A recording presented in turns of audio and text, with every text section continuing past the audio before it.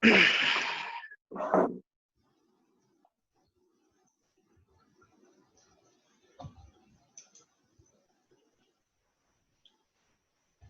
বিশ্ববিদ্যালয়ের অনলাইন ক্লাসে সবাইকে স্বাগতম।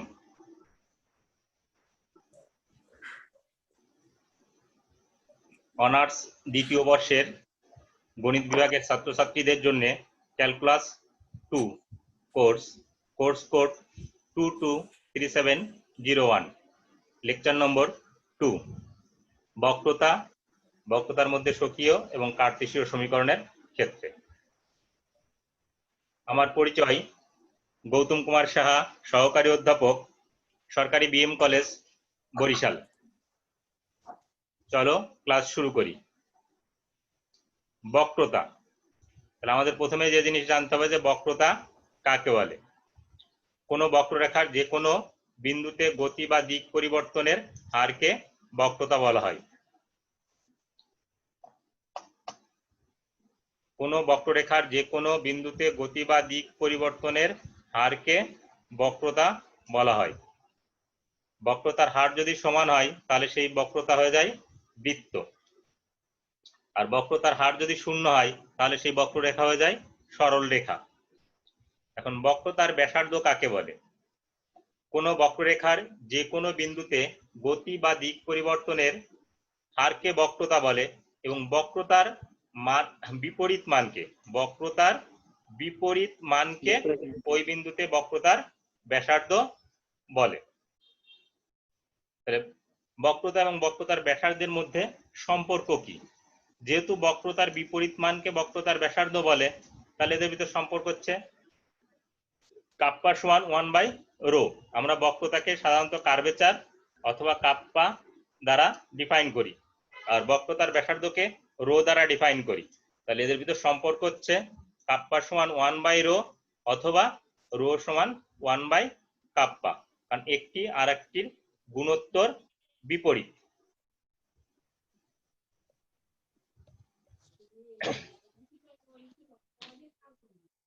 আমরা এই চ্যাপ্টারের প্রবলেম যখন সমাধান করতে যাব তখন কিছু সূত্রের প্রয়োজন হবে। আমি আমার প্রয়োজনীয় দুইটি সূত্র তোমাদের সাথে শেয়ার করব।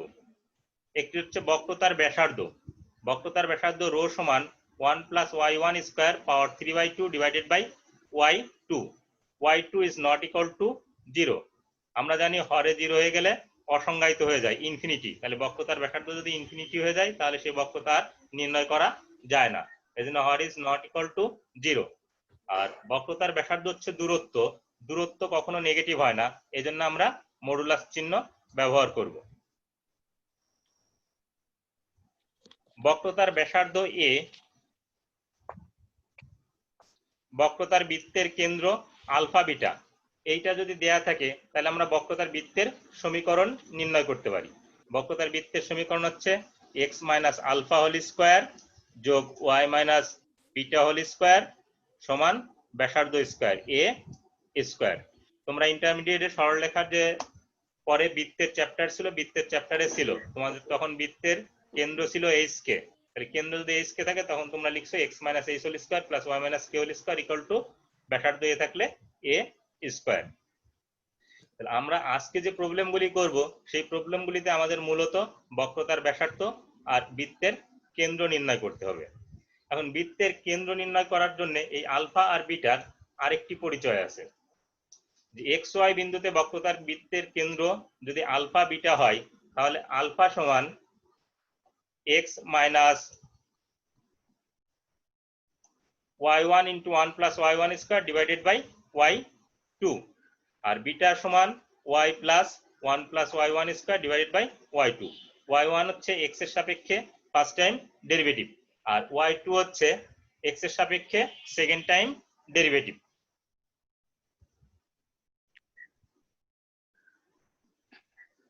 আমরা কোশ্চেন 1, এটি তোমাদের প্রচলিত যে কোনো বই থেকেই তোমরা পাবে। আমি এমন একটি প্রবলেম চয়েস করেছি যাতে তোমরা এই অধ্যায়ের অনেকগুলি সমস্যার সমাধান করতে পারো।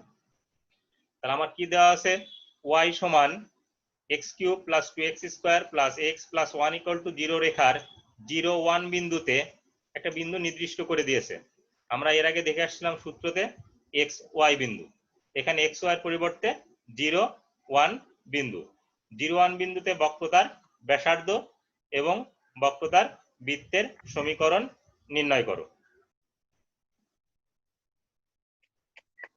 তাহলে প্রদত্ত রেখা x এর সাপেক্ষে অন্তরীকরণ করব, কারণ আমাকে ব্যাসার্ধ নির্ণয় করতে হলে y1 y2 লাগবে, আবার যদি কেন্দ্র নির্ণয় করতে যাই সেখানে y1 y2 লাগবে। তাহলে x এর সাপেক্ষে যদি অন্তরীকরণ করি, y কে x এর সাপেক্ষে অন্তরীকরণ করলে y1, x কিউব x এর সাপেক্ষে অন্তরীকরণ করলে পাওয়ার বাম পাশে আসে, পাওয়ার 1 কমে, তার মানে x কিউব কে অন্তরীকরণ করলে x এর সাপেক্ষে 3x স্কয়ার, 2x স্কয়ার, এটিকে যদি আমরা x এর সাপেক্ষে অন্তরীকরণ করি তাহলে এটি হয় 4x, আর x কে x এর সাপেক্ষে অন্তরীকরণ করলে 1, আর এখানে 1 কে x এর সাপেক্ষে অন্তরীকরণ করলে 0, সেটি আর আমি লিখি নাই, তোমরা ইচ্ছা করলে লিখতেও পারো নাও পারো। এবং y2, যেহেতু আমাদের y2 প্রয়োজন হবে, তাহলে এইটিকে আমরা আবার x এর সাপেক্ষে অন্তরীকরণ করব। তাহলে এখন y1 কে যদি x এর সাপেক্ষে অন্তরীকরণ করি তাহলে হয় y2, আর 3x স্কয়ার, এটিকে যদি x এর সাপেক্ষে অন্তরীকরণ করি পাওয়ার বাম পাশে আসে, পাওয়ার 1 কমে, তাহলে 6x, আর 4x কে যদি x এর সাপেক্ষে অন্তরীকরণ করি তাহলে হয় 4, আর 1 কে অন্তরীকরণ করলে ধ্রুবক, ধ্রুবক অন্তরীকরণ করলে 0 বা 0 লেখা হয় নাই। এখন আমাকে এখানে একটা বিন্দু দিয়ে দিয়েছে, 0,1 বিন্দুতে বক্রতার ব্যাসার্ধ নির্ণয় করতে হবে।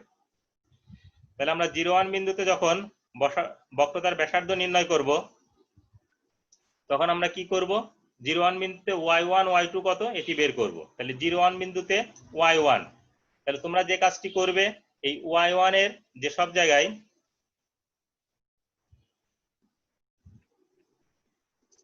x আছে সেই সব জায়গায় x এর পরিবর্তে 0, এবং যে সব জায়গায় y থাকবে y এর পরিবর্তে 1, তা আমাদের সব x আছে, তাহলে 3 ইন্টু 0 স্কয়ার যোগ 4 ইন্টু 0 যোগ 1, অর্থাৎ আমরা y1 এর মান পেলাম 1, আর y2 এর মান পাবো, তাহলে এখানে y2 এর যে সব জায়গায় x আছে x এর পরিবর্তে 0 বসবে আর y এর পরিবর্তে বসবে 1, কিন্তু আমাদের y নেই, এজন্য x এর পরিবর্তে 0 বসিয়ে ক্যালকুলেশন করেছি, তাহলে 6 ইন্টু 0 প্লাস 4 সমান 4।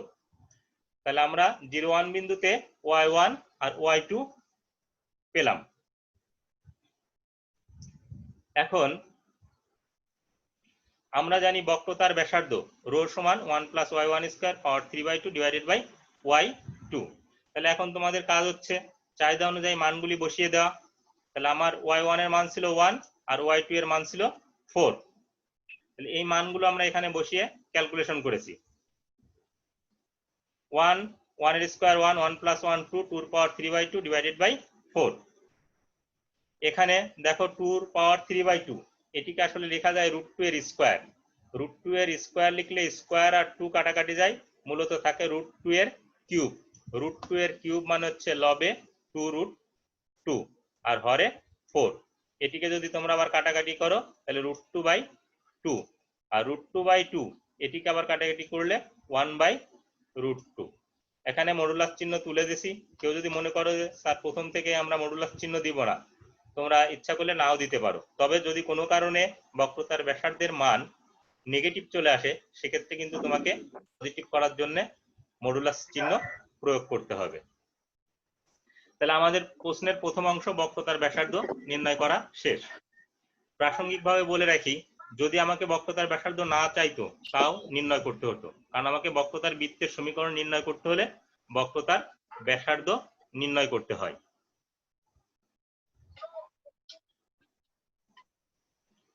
ধরি xy বিন্দুতে বক্রতার বৃত্তের কেন্দ্র আলফা বিটা। তাহলে আমরা যে কাজটি করব, যে সূত্র জানি সেই সূত্র লিখলাম। এখন তো আমার xy বিন্দু না, আমার বিন্দুটা কত, 0 1। তাহলে 0 1 বিন্দুতে বক্রতার বৃত্তের কেন্দ্র, তাহলে x এর পরিবর্তে 0 বসবে, আর y1 আমরা আগে নির্ণয় করেছি 1, এই y1 1, 1 plus y1 square divided by y2, y2 এর মান পেয়েছিলাম 4। এখান থেকে ক্যালকুলেশন দেখো, 1 প্লাস 1 স্কয়ার, তার মানে 1 প্লাস 1 2, 2 এ 2 দিয়ে ভাগ করব, আর বাম পাশে মাইনাস চিহ্ন আছে। তাহলে বক্রতার বৃত্তের কেন্দ্রের x স্থানাঙ্ক অর্থাৎ আলফা সমান পেলাম -12। এখন আমরা যে কাজটি করব যে আমরা বিটার মানটা নির্ণয় করব। তোমরা ইচ্ছা করলে ডান পাশে নির্ণয় করতে পারো, আমার স্পেস নেই বলে আমি নিচে নির্ণয় করেছি। তাহলে বিটা এর মান এখানে আমার 0 1 বিন্দু, তাহলে y এর পরিবর্তে বসবে কত 1, আর y1 y2 এর মান তো জানি, সেই মানগুলো এখানে বসিয়েছি। এখানে একটু ক্যালকুলেশন করেছি এরকম, লবে 1 + 1 স্কয়ার, তার মানে 1 + 1 2, 2 রে যদি 4 দিয়ে ভাগ করি তাহলে কত হয় হাফ। তাহলে 1 + হাফ, এটি ক্যালকুলেশন করলে 3/2। তাহলে বক্রতার বৃত্তের কেন্দ্র আমরা পেলাম কত -12, 3/2। তাহলে আমরা বক্রতার বৃত্তের কেন্দ্র নির্ণয় করলাম, বক্রতার বৃত্তের ব্যাসার্ধ ইতিপূর্বে নির্ণয় করেছি, তাহলে বক্রতার বৃত্তের সমীকরণও নির্ণয় করতে পারবো।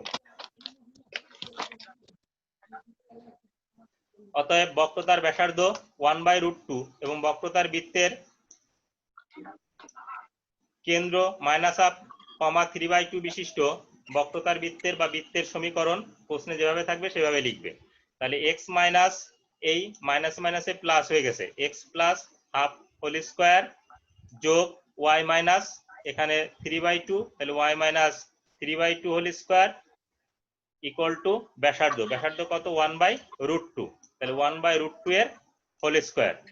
অর্থাৎ তোমরা ইন্টারমিডিয়েটে যে সূত্র প্রয়োগ করছো, এটি বৃত্তের কেন্দ্র যদি h কে হয় তাহলে x - h whole square plus y - k whole square, আর ব্যাসার্ধ যদি a হয় তাহলে ইকুয়াল টু a স্কয়ার, এই সূত্র প্রয়োগ করা হয়েছে। এখন বাকি যে ক্যালকুলেশন এটি তোমরা তোমাদের মতন করতে পারো। আমি যেভাবে হিসাব করেছি a + b হোল স্কয়ারের সূত্র, তাহলে x square plus 2 into x into half, যেহেতু অনার্স সেকেন্ড ইয়ার আমি একবার x লিখে দিয়েছি, অর্থাৎ তোমাদের বোঝা উচিত 2 ইন্টু x ইন্টু হাফ, কাটাকাটি করলে x যোগ হাফের স্কয়ার 1/4। এরপরে y - 3/2 হোল স্কয়ার, তাহলে y square minus twice ab, calculation করলে -3 y, 2ab বলছি minus twice ab plus b square 3/2 এর হোল স্কয়ার 9/4, আর 1/√2 এটির হোল স্কয়ার হাফ। তাহলে এটির calculation x square plus y square plus x minus 3y plus, এখানে ধ্রুবকগুলোকে আমি আলাদা করে নিয়েছি, ধ্রুবকগুলোর আলাদা লসাগু করে সরল করব।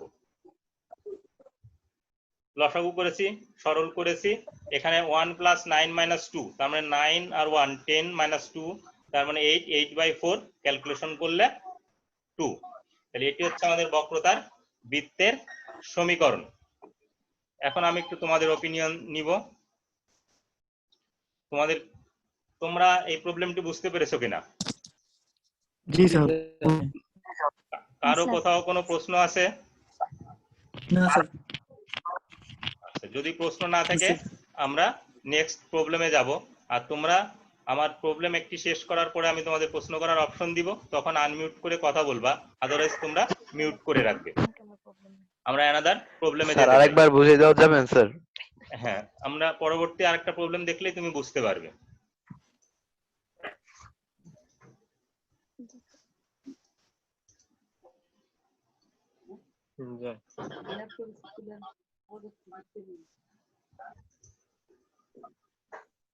নেক্সট আমরা যদি এই প্রবলেমটি দেখি, কোশ্চেন 2 হিসাবে যদি ট্রিট করি এটাকে, x² - xy + 4 = 0 রেখার 2 4 বিন্দুতে বক্রতার বৃত্তের সমীকরণ নির্ণয় করো। তাহলে বক্রতার বৃত্তের সমীকরণ নির্ণয় করতে বলছে, এখানে আলাদাভাবে বক্রতার বৃত্তের ব্যাসার্ধ বলেনি, কিন্তু আলটিমেটলি তোমাকে কি বক্রতার বৃত্তের ব্যাসার্ধ নির্ণয় করতে হবে, বক্রতার বৃত্তের কেন্দ্র নির্ণয় করতে হবে, তাহলেই না তুমি বক্রতার বৃত্তের সমীকরণ পাবে, আদারওয়াইজ তো বক্রতার বৃত্তের সমীকরণ পাওয়া যাবে না। তাহলে প্রদত্ত রেখা এখান থেকে একটু সহজ করে নি, y সমান লেখা যায় x + 4/x, মোট কথা এই সমীকরণটাকে x দ্বারা ভাগ করে দিয়েছি, তাহলে x + 4/x, এটিকে ধরেছি সমীকরণ 1। এখন আমরা এটিকে x এর সাপেক্ষে অন্তরীকরণ করব। যদি x এর সাপেক্ষে অন্তরীকরণ করি তাহলে y কে x এর সাপেক্ষে অন্তরীকরণ করলে y1, আর x কে x এর সাপেক্ষে অন্তরীকরণ করলে 1, আর 4/x তাহলে 4 সহগ পড়ে থাকে, আর 1/x এটিকে x এর সাপেক্ষে অন্তরীকরণ করলে -1/x², তাহলে 4/x এটিকে অন্তরীকরণ করলে -4/x²। এটিকে আমি একটু সাজিয়ে লিখেছি 1 - 4 x এর পাওয়ার -2, 1/x² এটিকে লেখা যায় x এর পাওয়ার -2। এখন সেকেন্ড টাইম ডেরিভেটিভ করব, এবং y1 কে যদি x এর সাপেক্ষে অন্তরীকরণ করা হয় তাহলে y2, আর 1 কে যদি x এর সাপেক্ষে অন্তরীকরণ করি তাহলে 0। আমি 0 লিখি নাই, এখানে দুইটা অপশন আছে, আমি ডান পাশেরটাকে অন্তরীকরণ করেছি, তুমি এটাকে অন্তরীকরণ করতে পারো, আমি এটাকে অন্তরীকরণ করেছি। তাহলে 1 কে x এর সাপেক্ষে অন্তরীকরণ করলে 0 লিখি নাই, আর -4 x এর পাওয়ার -2 এটিকে যদি x এর সাপেক্ষে অন্তরীকরণ করি তাহলে পাওয়ার বাম পাশে আসবে, পাওয়ার 1 কমবে, তাহলে পাওয়ার বাম পাশে আসছে -2, পাওয়ার 1 কমছে, তাহলে এটা হয় -8/x³, 8/x³। তাহলে y1 y2 পেলাম, কিন্তু আমাকে তো এখানে একটা বিন্দু দেয়া আছে 2, 4 বিন্দুতে, তাহলে আমাকে 2, 4 বিন্দুতে y1 কত y2 কত এটি নির্ণয় করতে হবে। 2, 4 বিন্দুতে y1, তাহলে y1 এর যেসব জায়গায় x আছে x এর পরিবর্তে 2, আর y থাকলে y এর পরিবর্তে 4 বসবে, তাহলে আমরা এখানে বসিয়ে ক্যালকুলেশন করেছি, তোমার সুবিধাজনক জায়গায় তুমি বসিয়ে ক্যালকুলেশন করবে। তাহলে কত আসে 4/4, এটি হচ্ছে 1, তার মানে 1 - 1 = 0। এবং y2, 2, 4 বিন্দুতে y2 আমি আবার এটার মান বসিয়েছি এখানে 8/x³, তাহলে x এর মান 2 বসিয়েছি, তাহলে 8/2³ 2³ মানে হচ্ছে 8, 8/8 এটির মান হচ্ছে 1। তাহলে আমরা যে কাজটি করলাম 2, 4 বিন্দুতে y1 আর y2 নির্ণয় করলাম, কিন্তু আমাকে এখন বক্রতার ব্যাসার্ধ এবং বক্রতার বৃত্তের কেন্দ্র নির্ণয় করতে হবে।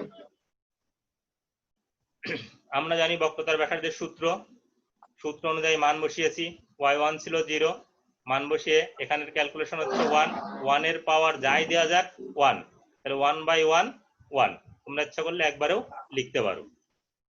তাহলে আমরা বক্রতার ব্যাসার্ধ পেলাম। নেক্সট আমরা যে জিনিসটি পাওয়ার চেষ্টা করব সেটি হচ্ছে বক্রতার বৃত্তের কেন্দ্র। ধরি xy বিন্দুতে বক্রতার বৃত্তের কেন্দ্র আলফা বিটা, তো তোমরা আগে থেকেই জানো আলফা সমান x - y1 * 1 + y1² divided by y2, এবং বিটা সমান y + 1 + y1² divided by y2। তাহলে এখান থেকে আমরা কি করব, 2, 4 বিন্দুতে বক্রতার বৃত্তের কেন্দ্র, তার মানে এই সূত্রে x এর পরিবর্তে 2 আর y এর পরিবর্তে 4, কিন্তু এখানে আছে y1 y2, তাহলে y1 y2 এর মানও বসানো লাগবে। আবার এখানেও আমরা y এবং y1 এর মান চেঞ্জ করব। তাহলে 2, 4 বিন্দুতে তাহলে আমরা x এর পরিবর্তে 2 - y1 * 1 + y1², y1 এর মান 0, y2 এর মান 1, সব মান বসিয়েছি। এই জায়গার ক্যালকুলেশনটা একটু খেয়াল করো, এই জায়গায় 0 আছে, তার মানে কি লবে 0, লবে যদি 0 হয় তার ফলাফল 0, তাহলে 2 - 0, তাহলে আলফা এর মান কত পেলাম 2, আলফা এর মান পেলাম 2। এবং বিটা এর মান এখানে y এর মান বসিয়েছি আমরা 2, 4 বিন্দু যেহেতু y এর মান 4 বসিয়েছি, এরপরে 1 + y1², এখানে সূত্রে মান বসিয়েছি, এখানে যদি তোমরা ক্যালকুলেশন করো তাহলে 1 + 0², তার মানে লবে হচ্ছে 1, 1 দিয়ে যদি ভাগ করি 1, তাহলে 4 + 1 5, তাহলে বক্রতার বৃত্তের কেন্দ্র আমরা পেয়ে গেলাম। বক্রতার বৃত্তের কেন্দ্র কত পেলাম, বক্রতার বৃত্তের কেন্দ্র পেলাম 2, 5, বক্রতার বৃত্তের কেন্দ্র পেলাম 2, 5। তাহলে বক্রতার বৃত্তের কেন্দ্র পেলাম আর আগে বক্রতার বৃত্তের ব্যাসার্ধ পেয়েছি, তাহলে আমরা বক্রতার বৃত্তের সমীকরণ নির্ণয় করতে পারবো। আমরা জাস্ট ইন্টারমিডিয়েটের সূত্রটা প্রয়োগ করে দিব। অতএব বক্রতার ব্যাসার্ধ 1 এবং বক্রতার বৃত্তের কেন্দ্র 2, 5 বিশিষ্ট বক্রতার বৃত্তের সমীকরণ, তাহলে x - 2² + y - 5² = 1²। তোমরা এখান থেকে তোমাদের মতন করে হিসাব করবে, x² x - 2² এটি হচ্ছে x² - 4x + 4, আর y - 5² এটি হচ্ছে Y square minus 10y plus 25 equal to 1 এর স্কোয়ার 1। এরপরে যোগ বিয়োগ তোমরা তোমাদের মতন করবে। এখানে 25 আর 4 29, আর ডান পাশ থেকে 1 বাম পাশে আসলে 28। তাহলে এটি হচ্ছে আমার বক্রতার বৃত্তের সমীকরণ। X square plus Y square minus 4x minus 10y plus 28 equal to 0। ইহাই নির্ণয় বক্রতার বৃত্তের সমীকরণ। আচ্ছা, আমি দেখি তোমাদের আবার ওপিনিয়ন নিব।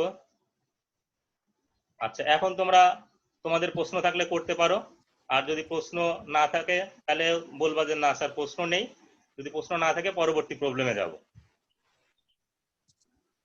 পরবর্তী সমস্যা জান।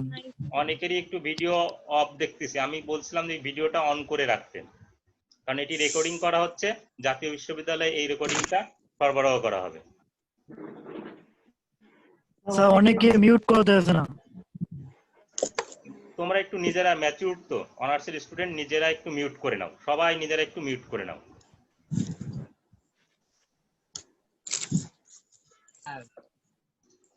আমি তাহলে সবাইকে আমি মিউট করে দিছি, আমি সবাইকে মিউট করে দিয়েছি।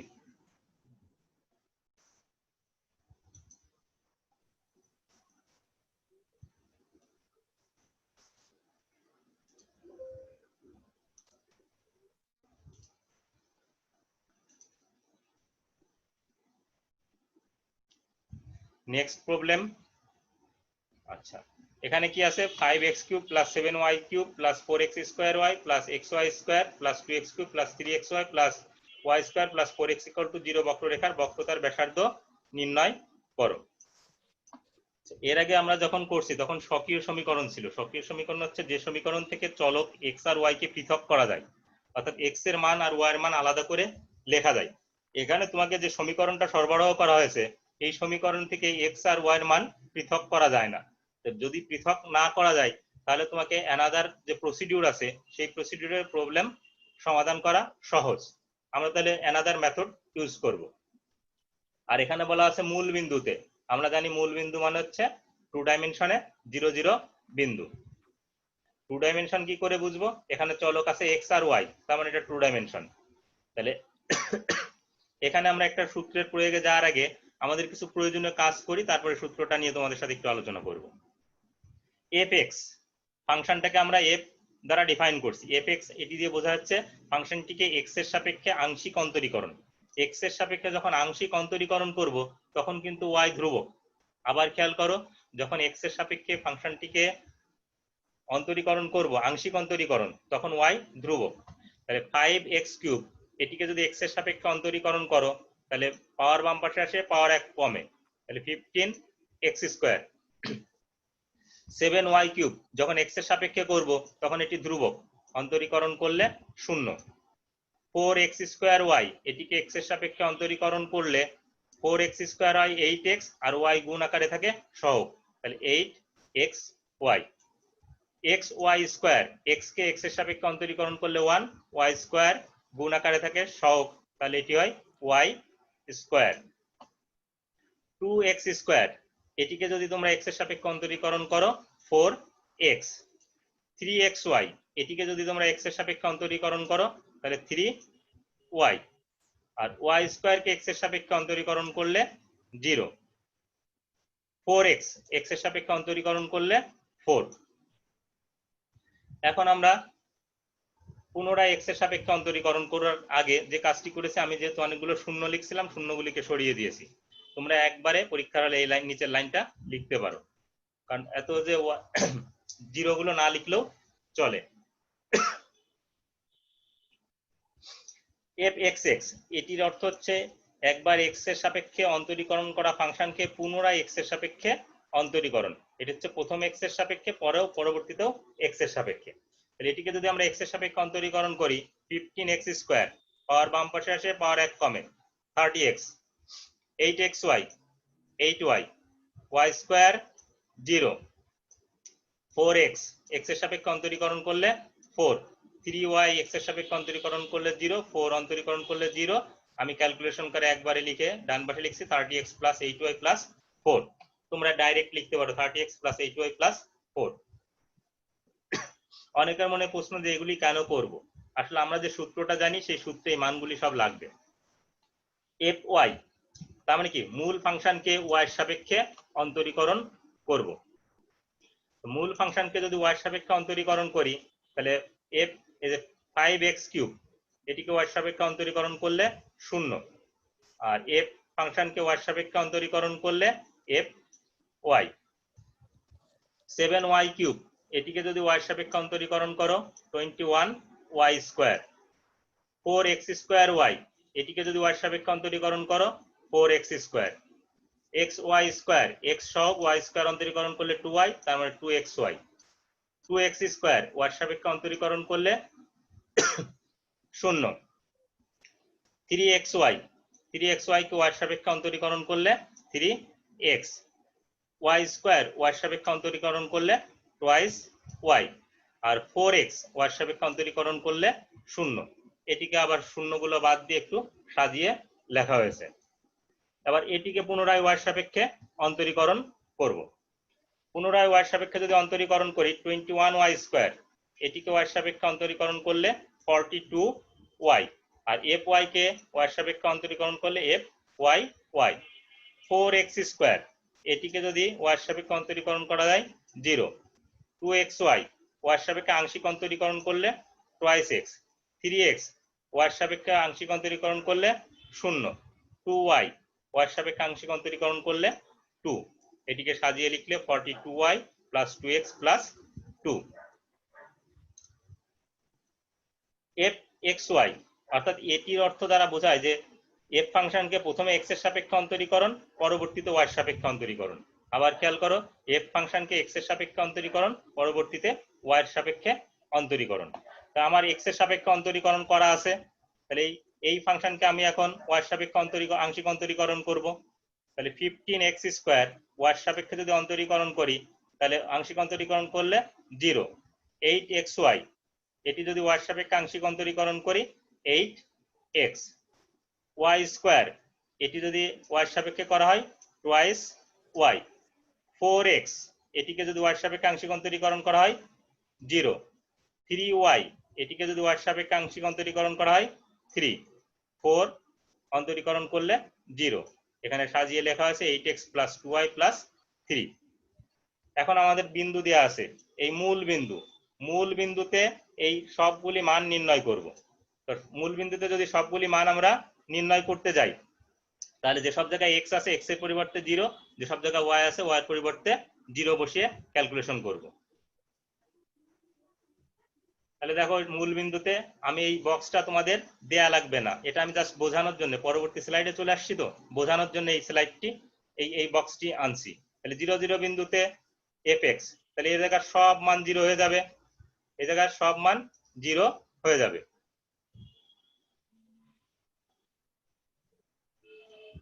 তাহলে এটার মান কত আসে 4। তাহলে fx এর মান আসে কত 4। এখানে এইগুলো সব 0 হয়ে যাবে, তাহলে এটার মান আসে fxx এর মান আসে 4, fxx এর মান 4। এবার fy এর সব জায়গায় যদি মূল বিন্দু নিই 0 0 নিলে 0, তাহলে fy 0।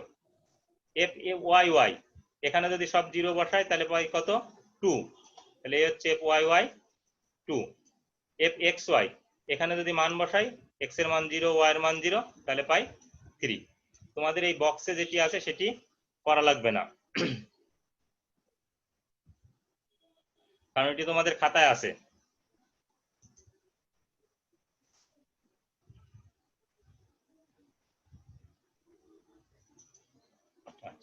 এখন আমরা এই কাজগুলো কেন করেছি, মূলত এই জন্য করেছি, এইটা হচ্ছে আমাদের মূল সূত্র।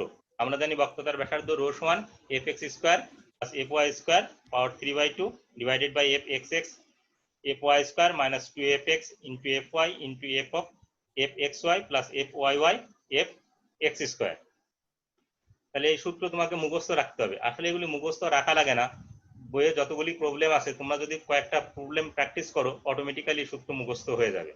আমরা মান বসিয়েছি, fx এর মান অর্থাৎ এখানে যা যা আছে সব মানগুলো বসিয়েছি। এখন ক্যালকুলেশনটা তোমরা একটু খেয়াল করো মনোযোগ সহকারে। 4² আর পাওয়ার 3/2, তাহলে স্কয়ার আর 3/2 কাটাকাটি যে 4 এর কিউব, আর হরে এটা 0 এর সাথে 0, 2 × 4 স্কোয়ার, তাহলে 2 × 16। 4 কিউব মানে আমরা কত জানি? 64, আর 2 × 16 32। তাহলে অ্যান্সার পেলাম কত? 2। মডুলাস চিহ্ন না ব্যবহার করলেও চলতো। তাহলে এখন তোমরা তোমাদের ওপিনিয়ন দিতে পারো। আমার মনে হয় বুঝতে পারছো, এটা তো সহজ জিনিস। যত প্রবলেম সামনের দিকে যত করবে তখন দেখবে যে আরো সহজ লাগছে। যেহেতু আমাদের 40 মিনিটের একটা টাইম বার আছে, আরো একটি প্রবলেম করাইতে চাই, তাহলে আমরা অন্য প্রবলেমের দিকে যেতে চাই। জি স্যার।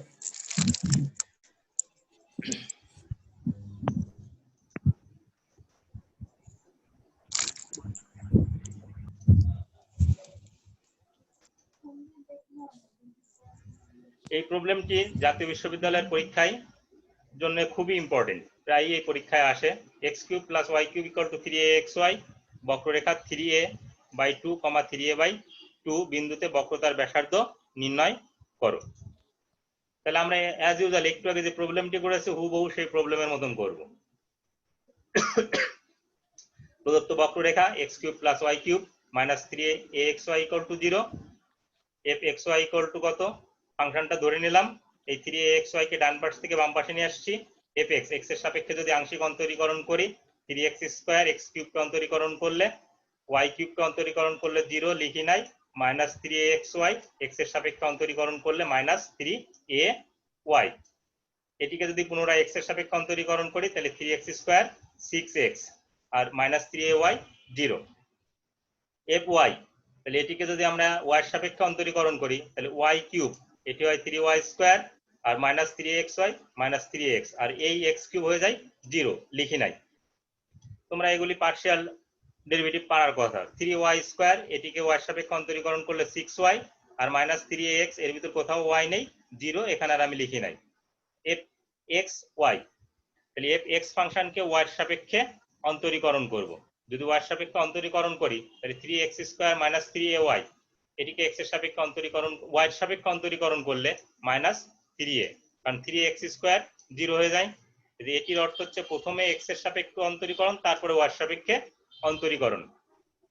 আমার প্রথমে তো x এর সাপেক্ষে অন্তরীকরণ এখানে করা আছে, তাহলে এখান থেকে y এর সাপেক্ষে অন্তরীকরণ করব।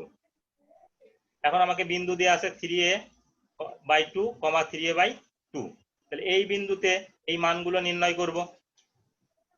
দেখো, যদি মান বসাই 3 × x² - 3ay, তাহলে 3 × 3a/2 এর হোল স্কয়ার -3a × 3a/2, অর্থাৎ এখানে সব মান বসিয়েছি। এটা ক্যালকুলেশন তোমরা তোমাদের মতন করে করবে।